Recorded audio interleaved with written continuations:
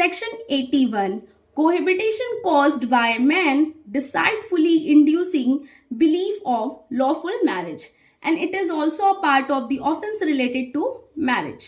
तो इस सेक्शन में जो मेन इसका प्रोविजन है, जो मेन पार्ट है डिसाइडफुली, तो इस सेक्शन में यही बताया गया है, अगर कोई पर्सन ए है जो कि मेल है और दूसरा पर्सन जो है वो है फीमेल, वो है बी, तो अगर मेल पर्सन को पता है कि वो जो भी चीजें कर रहा है वो चीजें फॉल्स है, मतलब कि ए जो है वो बी को ये बिलीव दिला देता है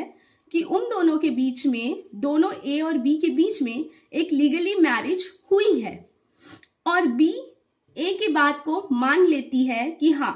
ये मेरा हस्बैंड है, मैं इसकी वाइफ हूं, और वो बी यही मानती है कि हम दोनों के बीच में लीगल रिलेशनशिप हुई है, मतलब कि लीगल मैरिज हुई है, ये मान के वो उसके साथ रहना स्टार्ट कर देती है, and also she involve in the sexual intercourse. तो वो ये मान के उसके साथ रिलेशन बना रही है कि हम दोनों के बीच में लीगल रिलेशनशिप हुई है, लेकिन हस्बैंड को पता है कि हम दोनों के बीच में लीगल मैरिज नहीं हुई है, लेकिन गर्ल ये मान के चल रही है कि दोनों के बीच में लीगल मैरिज हुई है, और इसको चलते देख के उन दोनों के बीच में सेक्सुअल इंटरकोर्स हो रहा है, जो कि कंसेंट है, किसका? फीमेल का कंसेंट है सेक्सुअल इंटरकोर्स बनाने में और उसके साथ रहने में, तो दोनों में विमेन का कंसेंट है, बट एक ये क्या है, फंडामेंटल लाई है, मतलब कि वो एक उसके झूठे चीजों में वो चीजों को सच मान के बैठ रही है, इसलिए वो सब चीजें वो कर रही है, बट हस्बैंड को पता है कि ये सब चीजें झूठ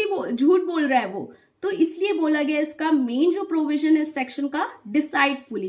क्योंकि वो छुपा रहा है और उस चीजों का फायदा उठा रहा है, किसका? सामने वाली फीमेल का। तो फीमेल से अगर डिसाइडफुली वो ये छुपा रहा है कि उन दोनों के बीच में जो मैरिज हुई है वो फेक मैरिज है, ना कि लीगल मैरिज है, और उन दोनों के बीच में मैरिज जैसी चीज नहीं है,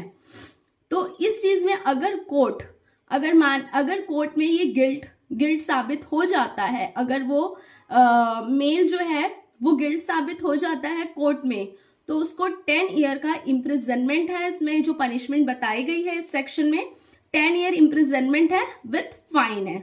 and it is also very very serious offences. ये कोर्ट भी मानती है कि ये सीरियस ऑफेंसेस है, क्योंकि आप इस पे रेप के चार्जेस नहीं लगा सकते, क्योंकि इसमें जो लड़की का कंसेंट होता है। Thank you.